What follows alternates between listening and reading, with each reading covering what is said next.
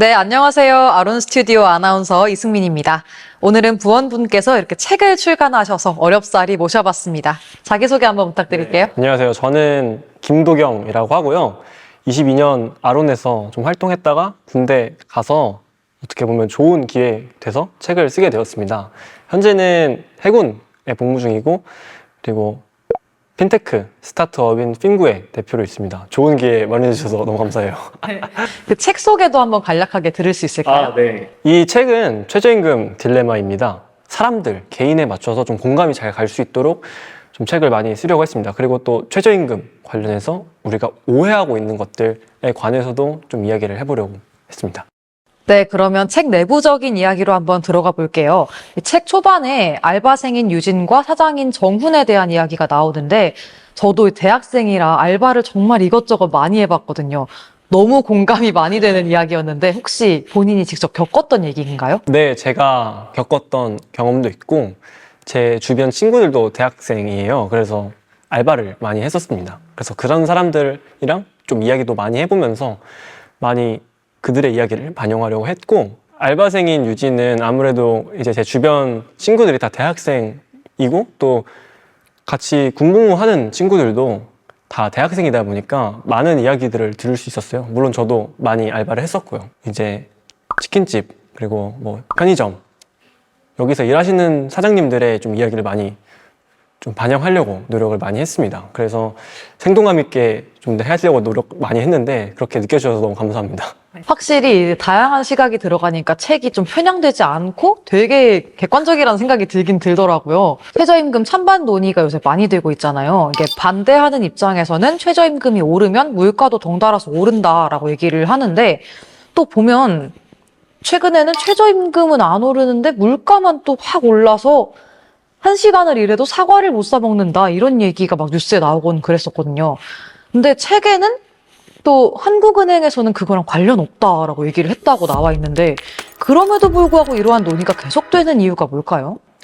일단은 두 가지 포인트가 있을 것 같아요. 첫 번째는 이게 직관적으로 생각했을 때 뭔가 임금이 오르면 물가가 오를 것이다 라는 생각이고, 두 번째는 이러한 사실들을 좀 언론이나 연구 자료들이 조금은 좀 오해할 수 있게끔 전달하지 않았나 싶습니다. 근데 말씀하셨듯이 한국은행 자료에 따르면 물론 최저임금의 관계는 밝히진 않지만 물가가 뭐 임금이 올라도 물가가 그렇게 상승하지 않습니다. 한 21세기 들어서는 물가가 임금이 1% 상승했을 때 한 물가는 0.1% 내외로 상승한다고 나타나 있어요. 최저임금은 결국 임금의 작은 부분 중 하나잖아요. 그러니까 최저임금이 오른다고 해서 이게 임금이 물가가 막 이렇게 팍 오른다라는 건 사실 논리에 좀 비약이 있는 부분이죠. 혹시 2018년 때 최저임금이 어느 정도 올랐는지 기억하실까요? 2018년이면 너무 옛날이라 기억이 잘 안 나는 것 같아요. 그때 이제 한 문재인 정부가 들어섰을 때 16.4% 올렸는데, 이렇게 생각하면 물가가 많이 올라야 될 것 같잖아요. 근데 그때 당시에 1.5% 밖에 오르지 않았습니다. 또 반면에 2022년에는 이제 최저임금이 5% 정도 올랐었는데 물가는 5% 올랐어요. 이렇게만 생각해 봐도 이게 최저임금 자체가 사실 물가 상승에는 크게 영향을 미치지 않습니다. 가장 큰 오해 중 하나인데 그렇게 생각하실 수 있지만 사실 진짜 정말 큰 관계가 많이 없습니다. 좀 논리에 비약인 부분이죠. 그렇게 따지면은 이 둘이 관계가 크게 없으니까 최저임금을 조금 더 올려도 되지 않을까 하는 이 대학생의 개인적인 의견이거든요. 최저임금이 오르면은 뭔가 다 같이 소득이 오를 것 같아서 그렇게 보신 건가요? 일단 다 같이도 다 같이지만 저 개인의 소득이 오르니까. 네, 일단은 말씀드리자면 사실 그렇다고 해서 최저임금을 올린다고 해서 이게 또 전반적인 소득 재분배가 잘 이루어지는 건 아니에요. 이게 최저임금제의 목적을 좀 짚어봐야 되는데, 최저임금제는 저소득층의 소득 재분배를 진작시키는 데 있습니다. 그러면은 최저임금제 목표도 올리게 되면 혹은 내리게 되면은 그게 저소득층의 어떻게 보면 소득 재분배가 이루어져야 되는 부분인 거죠. 근데 그렇지 않습니다. 최저임금제를 올리게 되면 혹은 내리게 되면 이거는 임금을 받는 사람들 간의 임금 격차는 해소를 시킬 수 있어도 소득이 전체 소득이 임금으로만 또 구성되는 건 아니잖아요. 그리고 또 임금 노동자가 아닌 뭐 자영업자 분들도 계실 거고요. 그래서 고용이 안정되어 있는 사람들 간의 소득 격차, 임금 격차는 최저임금제로 해소될 수 있어도 그렇지 않은 사람들 간의 자영업자나 그리고 알바생 이런 사람들 간의 전반적인 어떻게 보면 소득 개선은 이루어지지 않을 수 있다는 거죠. 예를 들어서 이제 뭐 승민님이 알바를 해서 최저임금이 많이 올랐다고 치면 그거만큼 이제 사장님은 그 정도 돈을 줘야 되는 상황이거든요. 그러니까 이 사장님은 또 이렇게 돈을 받고 하는 사람이 아니라 오히려 돈을 주는 입장이니까 좀 한쪽이 올라가면 한쪽이 내려가는 느낌이 있는 거죠. 네. 제가 이해한 바로 따르면 한국은 안 그래도 자영업자가 많은데 최저임금까지 이렇게 돼버리면 최저임금은 또 고용 안정에는 특별히 기여하는 바가 없으니까 크게 막 도움이 되는 건 없다 이 정도로 정리를 할 수 있을까요? 네, 좀 보다 정확히는 이제 고용이 안정된 사람들끼리의 임금 격차는 최저임금제로 해소할 수 있는데 이제 그 외의 소득으로 살아가는 사람들 간의 임금 격차는 임금 격차가 아니라 소득 격차는 최저임금제로 해소할 수 없다라고 좀 말씀드릴 수 있겠습니다. 그렇네요. 그러면 정말 말 그대로 최저임금 딜레마 이 상황인데 괜찮은 해결책이 있을까요? 사실 되게 어려운 문제지만 제 책에서는 일단은 두 가지 정도로 해결책을 좀 크게 생각하고 있습니다. 첫 번째는 일단은 이 소득 재분배를 할 때 있어서 최저임금제가 너무 자기 역할을 이상으로 하려고 해요. 그러다 보니까 자꾸 부작용이 일어나고 그러니까 자꾸 목소리가 나오는 거거든요. 그래서 최저임금제가 유일한 방법이 아니다. 소득 재분배. 그런 점을 좀 인지가 되어야 될 것 같아요. 어떻게 보면은 소극적인 소득 재분배로서는 최저임금제가 효율적일 수 있지만 적극적으로 이걸로 해결하려고 하면은 최저임금제로 인해 부작용이 발생할 수 있다라는 점을 좀 짚어드리고, 두 번째는 그 빅사이클에 따라서 다양한 정책들을 어떻게 보면은 통일시켜야 된다라고 생각을 합니다. 뭐 소득 재분배 수준이 만약에 많이 필요한 국면이라면 소득 재분배를 뭐 최저임금제를 비롯해서 여러 가지 정책들이 같이 동조가 되어야 되는 거고, 뭐 그렇지 않은 국면이면 또 그렇지 않은 대로 동조가 되어야 된다고, 통일되어야 된다고 생각을 합니다. 그 책에 나온 개념 중에 최저임금을 특정 지표랑 연동을 해서 설정을 하는 방법이 있더라고요.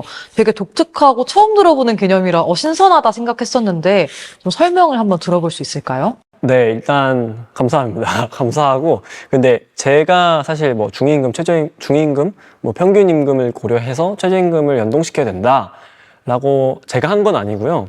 많은 이제 연구 자료나 저희 교수님도 그렇게 좀 이야기를 했습니다. 저도 물론 공감을 했고요.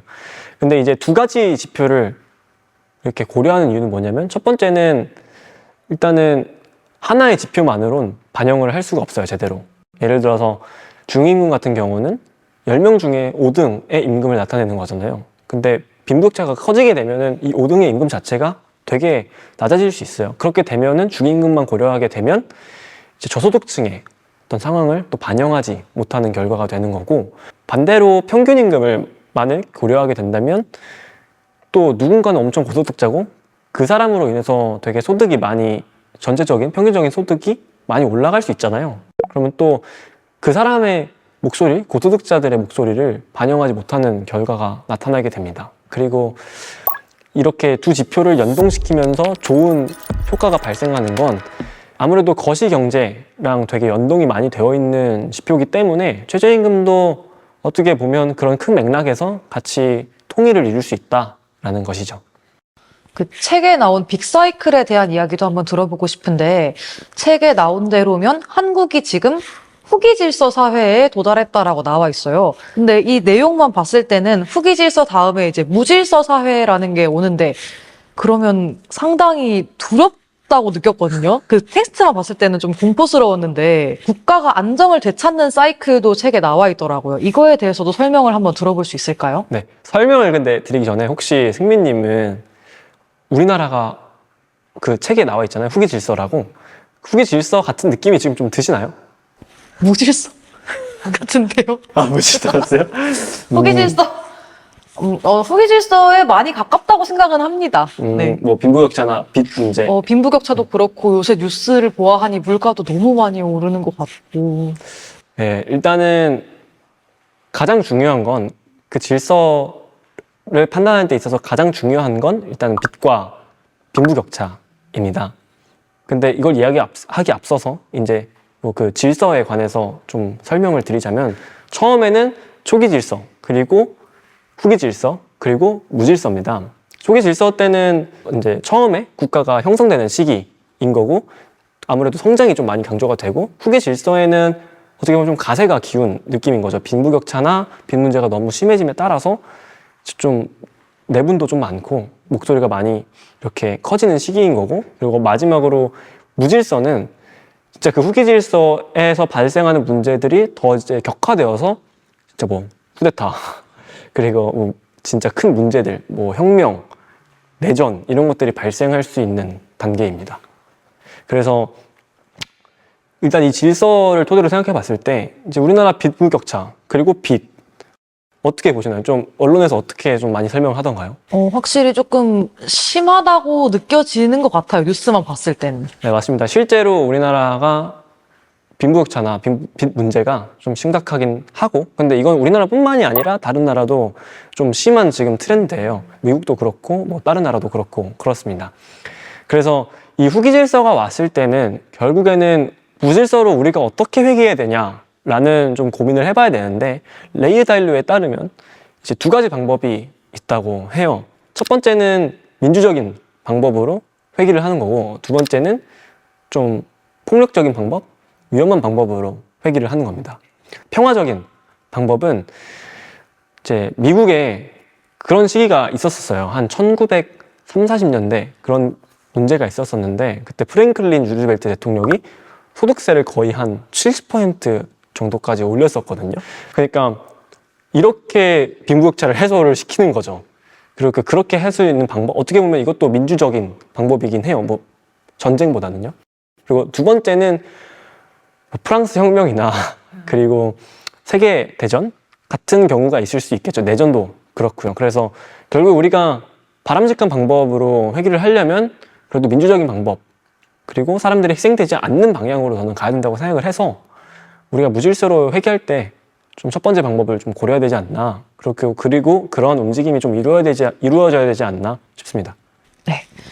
그 최근에 또 뜨거웠던 이슈 중에 하나가 차등 최저임금제인데 이게 노동계에서는 노동의 가치를 폄하하는 게 아니냐라는 우려가 있었고 이걸 지급을 해야 되는 입장에서도 그 따가운 시선과 여론을 견디지 못할 것 같다라는 의견이 좀 있었는데 이렇게 많은 문제를 안고 있음에도 논의가 된 배경이 되게 궁금하거든요. 네, 일단은 2018년 때 아까 제가 최저임금이 많이 올랐다고 했잖아요.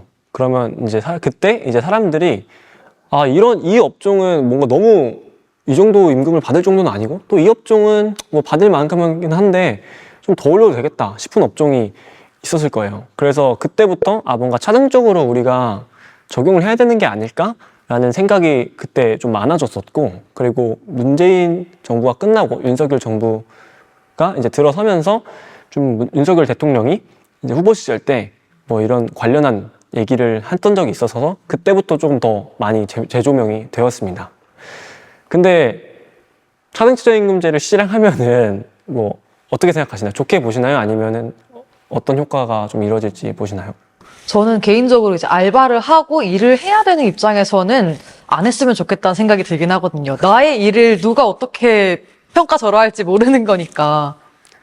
맞습니다. 그래서 사실 차등 최저임금제가 어려운 것도 업종별로 혹은 상황별로 어떻게 임금을 설정해야 되는가 이거가 사실 되게 어려울 수 있어요. 그래서 차등 최저임금제가 실행이 되더라도 아마 시간이 좀 오래 걸릴 거고 근데 여기서 중요한 건 차등 최저임금제를 실행해도 결국에는 아까 제가 제로섬 싸움이라고 이야기를 했죠. 그래서 차등 최저임금제 해도 결국에는 사실 제로섬 싸움에서 벗어나지 못합니다. 최저임금제 자체로 해결을 하지 못해요. 지금 현재 어떻게 보면 소득 재분배 문제를 최저임금제만으로 해결이 불가능합니다. 그래서 저는 차등 최저임금제 실행하는 것도 좋다고 생각을 하긴 하는데 그것보다는 진짜 소득 재분배를 더 도모할 수 있는 방법, 그 효과적인 방법, 그런 거에 대해서 또 고민이 좀 필요한 시기가 아닌가 싶습니다. 그 원활한 재분배를 위해서는 지금 책에 나온 대로 대기업과 중소기업 간의 제로섬 싸움이 일어나고 있잖아요.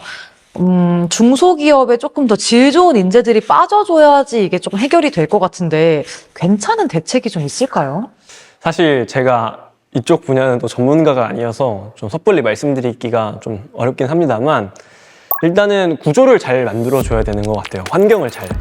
지금 어떻게 보면 지금까지는 박정희 시대 때도 그랬고 되게 대기업을 많이 밀어주는 추세였어요. 실제로 보조금이나 뭐 이런 정책들도 대기업이 잘 육성되는데 좀 많이 쓰였죠. 아무래도 우리나라가 수출 국가이다 보고 이고 그리고 수출 국가가 좀 수출이 잘 되려면 아무래도 좀 대기업이 잘 형성이 되어야 되거든요. 그래서 그런 움직임으로 이제 계속 이어져 왔었는데 결국에는 우리나라가 지금 대기업에 너무 지금 의존하고 있는 그런 구조입니다. 대기업 원툴 구조예요. 장기적으로 봤을 때는 중소기업이 만약에 역량이 따라오지 못하면 너무 격차가 커지게 되면 빈부격차 문제도 아마 더 심각해질 거고요. 그래서 결국에는 중소기업도 결국에는 역량이 따라와야 됩니다. 그리고 이런 구조로 만들어야 되기도 하고요. 다만 이제 좀 어려운 거는 과도기 과정에서는 양자택일 느낌이 있을 수 있죠. 그러니까 대기업을 만약에 지원을 하게 된다고 하면은 중소기업은 뭐 좋아질 수도 있지만 대기업 자체는 지금 우리가 먹고 사는 거랑 되게 연관이 있는데 얘를 지원 안 해서 이렇게 떨어질 수도 있고 반면에 중소기업을 지원 안 했다고는 장기적으로 봤을 땐 너무 빈부격차가 커져서 아까 말씀했듯이 막 무질서를 회귀하는 과정이 진짜 좀 크게 문제가 될 수도 있고 그래서 그 선택을 잘해야 된다고 생각을 하는데 그 선택 기준은 아까 말했듯이 빅사이클인 것 같고 지금 수준으로 봤을 때는 조금씩은 좀 소득 재분배를 하는 방법, 중소기업에게 그래도 혜택을 더 주는 방법으로 좀 움직임이 이어져야 되지 않을까 좀 싶습니다. 그러면은 책에 나왔던 걸 봤을 때 한국이 자영업자 비율이 굉장히 높다고 나왔어요. 다른 선진 네. 국가들에 비해서. 근데 선진 국가들이 경제 흐름이 거의 대기업이 주도를 하고 대기업들이 일자리를 많이 만들어줘서 안정이 됐다라고 봤었는데 맞나요? 일단은 선진국들 중에서도 대기업 위주의 국가들이 있고 아닌 국가들도 있어요. 중소기업이 또 주를 이루는 또 국가들이 있어요. 근데 우리나라는 이제 대기업이 주를 이루는 국가이고 이 국가들의 좀 특징을 보면은 우리나라가 좀 대표적이긴 한데 사실 우리나라 산업 다양성은 되게 많습니다. 그러니까 먹고 살 거리가 되게 많다는 거죠. 뭐 조선업도 그렇고, 뭐 철강업도 그렇고, 반도체도 그렇고 되게 먹고 살 건 많은데 문제는 이 모든 산업들이 다 대기업에 어떻게 보면은 다 장악되어 있어요. 그러니까 대기업이 이걸 다 하고 있다는 거죠. 그러니까 그 말은 어찌 보면 사실 비약일 수도 있지만 좀 이해하기 쉽게 말씀드리면 중소기업들이 벌 것까지 사실 대기업이 좀 벌어들이는 느낌이 좀 없지 않아 있거든요. 그래서 우리나라가 이렇게 산업이 다양한데도 불구하고 좀 대기업 위주의 경제가 되고 그거에 따라서 이제 빈부격차도 조금 심해지고 있고 뭐 그런 추세라고 좀 볼 수 있겠습니다. 그럼 그런 거대한 국가들도 결국에는 그 선택의 과정을 거쳐서 그렇게 발전을 해온 거죠? 뭐 획일적으로 말씀드릴 수는 없지만 뭐 그런 국가들도 있고 아닌 국가들도 네 있습니다. 근데 우리나라는 어떻게 보면은 대기업 그리고 또 수출 중심의 경제를 택하면서 좀 그런 구조로 흐름으로 이어져 왔죠. 그 제 개인적인 의견인데 한국의 정책적인 흐름이 아무래도 국가의 국익을 도모하자 이런 분위기보다는 조금 우리 정당이 잘 돼야 된다 이런 분위기로 흘러가는 게 없지 않아 있다 생각하거든요. 근데 소득 재분배랑 이 정책적인 걸 잘 유지하는 거랑 통합을 해서 잘 발전시킬 방법이 좀 없나요? 사실 이게 되게 어려운 문제이기도 하고 제가 말씀드리기도 되게 조심스럽기는 한데 저는 이 이익 집단들 그리고 다양한 목소리들이 우리 국가 안에 많이 존재하잖아요. 근데 그런 목소리들을 잘 중재하고 그런 이익들을 잘 중재하는 게 저는 정부의 역할이라고 좀 생각을 합니다. 그리고 그런 정부를 구성하기 위해서는 우리 또한 투표를 진짜 열심히 하고 또 정치에 많이 관심을 가져야 된다고 저는 생각을 해요. 근데 또 최근에 20대 투표율이 좀 많이 낮다라는 이야기가 많이 나오고 있잖아요. 그래서 20대 투표율을 좀 높이고 다 같이 투표를 하는 문화를 만드는 게 좀 보다 더 나은 정부? 그거에 따라서 어떻게 보면 정치도 더 좋은 방향으로 흐를 수 있지 않을까 좀 생각을 하고 있습니다. 근데 너무 제 개인적인 의견이라서 네, 그렇습니다. 저의 개인적인 경험에서 얘기를 하나 드리고 싶었던 게, 제가 처음 알바를 해본 게 2018년 12월 31일이거든요. 네네. 그때 단기 알바로 학원에서 이렇게 동영상 촬영하는 걸 했었는데, 그 8,000원대 초반대 돈을 받았던 걸로 기억해요. 작년 12월에도 제가 알바를 하고 있었는데, 9,000원 중반대를 받았거든요. 실제로 그 5년 정도 사이에 오른 돈은 1,200원 안팎이었는데, 1,400원 안팎이었는데, 이게 제가 받는 입장에선 크게 올랐다 느낌이 잘 안 들어요. 1,400원이 5년에 걸쳐 올랐으니. 근데 이게 그렇게 크게 오르는 건지 잘 모르겠거든요. 매일매일 이슈가 되고 논의가 돼야 될 정도로 많이 오른 건가요, 이게?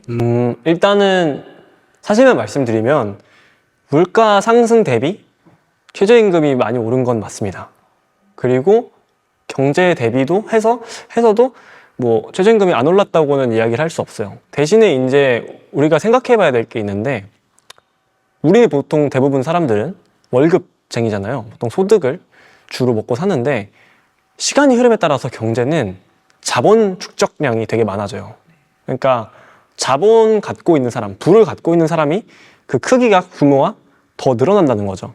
아무래도 그런 것 때문에 우리가 소득이 늘어남에도 불구하고 막 다른 사람들은 막 강남에 집이 있고 막 돈도 엄청 많이 쌓여놓고 있으니까, 그런 걸 좀 보고 우리가 좀 우리의 소득이 아직도 좀 낮지 않은가라는 좀 생각을 하게 되는 것 같습니다. 그래서 이러한 이유로 아무래도 좀 되게 사람들이 불합리하다고 생각을 할 수도 있잖아요. 그런 사람들이 뭐 옳고 그름을 떠나서 그런 사람들이 많아지니까 이런 것들이 되게 폭력적인 움직임으로 가지 않기 위해선 또 소득 재분배나 뭐 이런 것들이 빈부격차 해소가 필요하다고 말씀을 드린 거예요.